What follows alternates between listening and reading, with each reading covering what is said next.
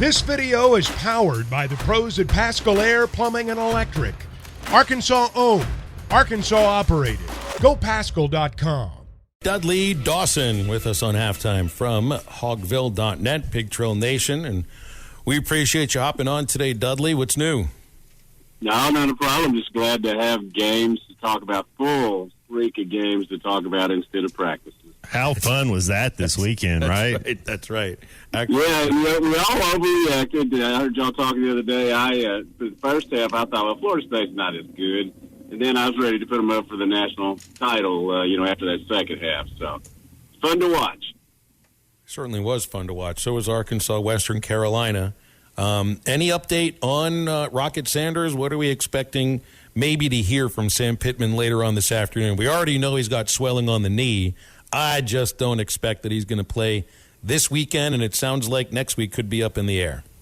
Yeah, it makes no sense whatsoever for him to go out there, with the running back room that Arkansas has there. I mean, they've got plenty of guys that can get the carries going, and they're going to focus on that to try to have an improved running game this week, but it makes no sense for him to play these next couple weeks. And when you start, Coach Pittman had a comment on the SEC teleconference this morning that we'll know about the next 2 or 3 weeks later today. Well, then that's probably what it's going to be the next 2 or 3 weeks. That you don't just pull that out of the air, and then unless that's a high possibility.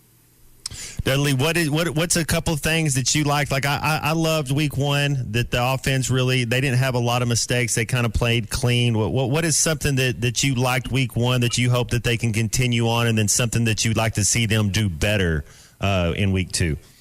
Well, that's a very good point. I think one offensive penalty, and you just don't see that that early in the season unless Florida LSU had no penalties in the first half, where FSU was getting a lot of them. But, that was very, I think, exciting that you didn't have all those penalties.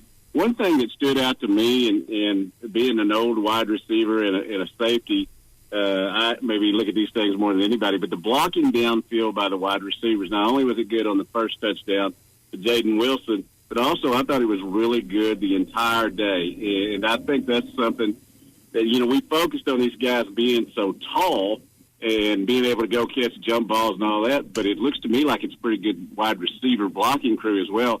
And even though Tyrone Borden didn't get in on it on the wide receiver, he certainly made a focus of himself out there on special teams that was brought up after the game. And we all know that special teams has been a work in progress since Coach Pittman and Coach Bowden got here, and maybe we're looking at a special team unit this year that's going to get that hidden yardage so often that we don't see. Hey, I can appreciate that about Broden. And look, I mean, the first thing Isaac Tesla did as a Razorback was spring Jaden Wilson for that long touchdown with a great block. And all Broden did, sure, he only caught one ball, and I know Sam Pittman wants to, quote-unquote, get him going, but he was the first guy down on punt coverage 2 or 3 times. Yeah, I can appreciate that, coming from a glamour position, but these guys obviously didn't come from glamorous places. Yeah, well, as Matt well knows from being in the league, there are a lot of people who make money being key guys on special teams, and that can be a big thing in college just as it is in the NFL. And I really was, excited about the zest he had for that. I think this team, Hazelwood and was it Landers last year were kind of their guys. And if you throw these tight ends in there in the mix, I think that on the outside in our tight ends, we are like 2 clicks better than we were last year. Yeah, I agree. And to go back to your previous question, obviously the not getting enough push on the offensive line was probably the thing that looked to me the most as if you needed to improve. But I'm sure that's going to be a focus if they said it after the ball game. And I think anytime you've got one of your starting offensive linemen out, and you have to shift positions from guys that have not been working there to the full amount during preseason practice, I think it takes a while to come together as a cohesive unit. You know that from being behind them. That if everybody's working in conjunction, it's a lot better than if everybody's doing it individually. Dudley, you've been around a lot of great athletes, and have you seen anything like what's going on out there in Colorado with Travis Hunter and Coach Prime? I'm sure you've kind of been keeping up with it a little bit. Yeah, unbelievable amount of snaps played by Travis Hunter. He was rated as the top guy back in that class, and he certainly had a wild ride. But he's a fun guy to watch, and I don't know how Colorado's going to be this year. Maybe I'm overreacting because of the way they took it to TCU on offensively today, but I feel like they're going to put up some points, and if they can have any kind of defense, that can stand up against the schedule they play, then I think they're going to be a fun watch the entire season. And hey, I'm a Dallas Cowboy fan, so I had love for Prime back in the day, and I certainly love the shakeup he's got going in college football. When there's a lot of people there who didn't like him when he was in college and the pros, and haven't liked him as a head coach. But I love chaos and people not being comfortable with everything, and I just think it's a lot of fun. Yeah, I don't think they can beat Oregon or Utah or USC, but I do think they can beat some of those other teams, and yeah, they're going to be fun. Maybe 7-5, 6-6. Yeah, like that. Yeah, and that's and like Phil said, they won one game last year. They've already equaled their win total from last year. So you love chaos, Dudley Hunt. Is chaos the proper word to describe the state of college football? Because this is about as chaotic of a sport as I've ever seen. And just enjoy the structure we've got now, because it's going to be even more chaotic next year. Yeah, I agree. And, this realignment has been interesting. I do think that two of the biggest things we had coming out of that first week were the fact of how Neon used the portal and how Dabo Swinney did not. I mean, he's going to have to get with the program. He's a great head coach. He's proven it over the years. He's been great at recruiting high school kids, but you got to get on board with the portal, because not every freshman is going to come in ready to play in your league, and you're going to have some development there. These days, you better go out and get you some immediate impact players out of the portal, such as Arkansas and others have done, because if you don't, everybody else is doing, and you're going to fall behind. I was hearing some talk, about Caleb Williams maybe not wanting to go out this year if he's going to Arizona, and with the NIL, you see Bo Nix. Not that Bo Nix was going to be a number one overall pick, but he would have got drafted and he went back to school. You're seeing kids. Could you see a situation where Caleb Williams is going to be able to make $5 to $10 million a year being a USC quarterback, that he comes back and plays college football for another year? I don't push it by the wayside, because that Arizona situation in the NFL is not a good one right now. And even if you did get drafted, they've got a quarterback out there. We don't know what his status is going to be like moving forward. He apparently was not in the playbook very much to start with. Anytime you have to put looking at the playbook in the contracts, that doesn't sound good. And I know that Johnny Manziel, I love the story, that they've had with his documentary and everything, where his iPad had not been used, so they knew he was not looking at anything.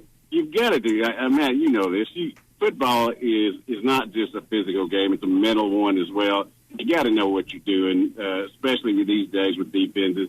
You got to know what's happening pre-snap. You got to know what's happening right after the snap. And if you're not studying, then you're falling behind. That's the thing about athletes these days, and you see it in college, where you have all of this.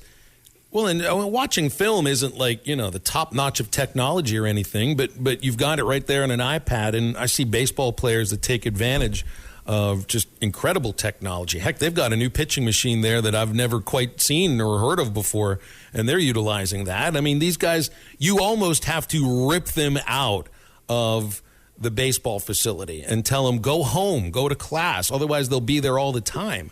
I can never understand like a Johnny Manziel or what you hear about Kyler Murray, the guys that aren't studying. I mean, the job isn't just to play. The job is to prepare to play. And that's the same thing as like what we do, hosting a radio. You can't just sit down and start talking.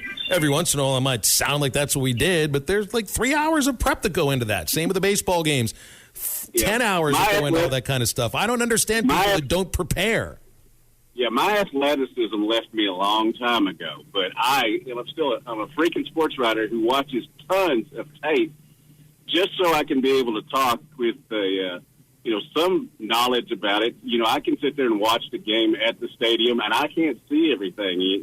I go back and watch tape just like players do to try to pick up on things and try to have knowledge of what's going on. And I cannot believe that an NFL player and a college player would not put in the time when that's what you got to do in today's games. It's not just lining up and running over somebody. It used to be just in the trenches. It's not anymore.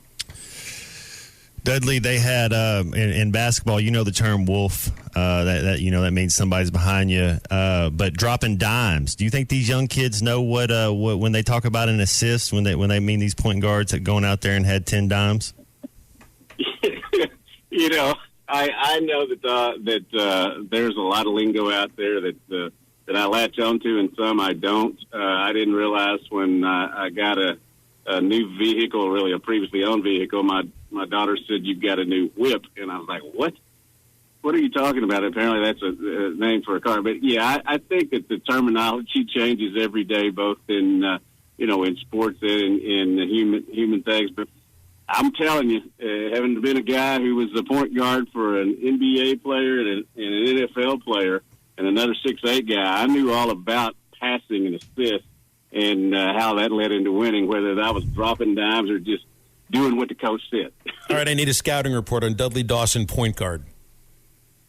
Set the Newport record for assists because, as I said, I had Charles Ballantyne. I had Theo Young, who ended up playing tight end here and in the NFL. I had another 6'8" guy named Eric Brandon, who went on to play in St. Louis. I set that record because I was smart enough the first 3 quarters to throw them the ball, and then the fourth quarter when they said they were open, I said I knew, but we're ahead, and I'm about to get my points at the free throw line.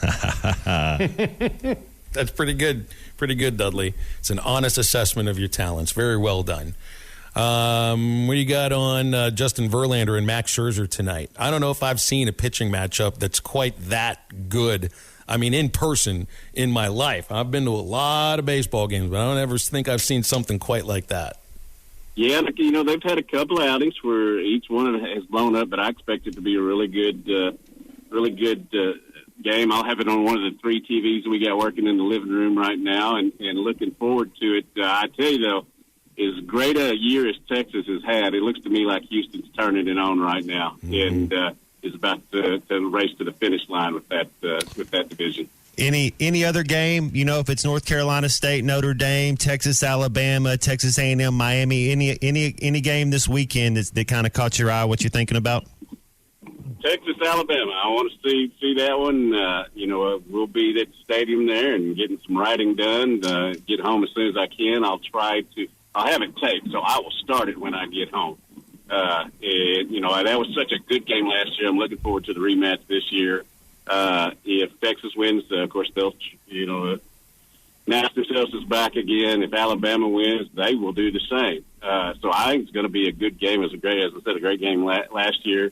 And, some questions from both these teams, but also a lot of potential from these two teams. BetOnline is your #1 source for all your betting needs. Get the latest odds, lines, and matchup reports for baseball, boxing, golf, and more. BetOnline continues to be the fastest and easiest way to place your wagers, including live betting and your favorite casino and card games available to play right from your phone. Head to the website or use your mobile device to sign up today and get in on the action. Remember to use our promo code BELIEVE, that's BLEAV, for your 50% welcome bonus on your first deposit. Bet online, where the game starts.